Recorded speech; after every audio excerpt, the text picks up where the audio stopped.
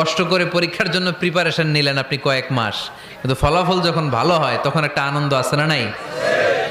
সারাদিন রোজা রাখলেন রমজানে, কি কষ্ট, তৃষ্ণায় গলা ফেটে যায়, কিন্তু ইফতারির সময় যখন রুহাবজা শরবতটা খাই কেমন লাগে?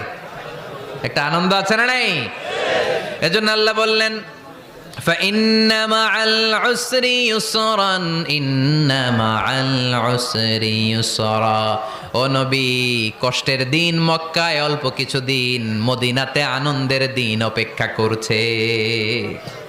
আমাদের জীবনে যদি দুঃখ কষ্ট আসে আমরা ধৈর্য ধরবো, তাওয়াক্কুল করবো একজনের উপর, তিনি কে?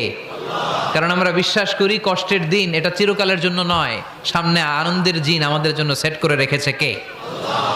তাহলে আমরা সূরাতুল ইনশিরাহ থেকে 3টা নেয়ামতের বর্ণনা শুনলাম, বিশ্বনবীকে কি সান্ত্বনা দেয়া হলো সেটা শুনলাম। এবার 2টা গাইডলাইন শুনে তাফসীর আমরা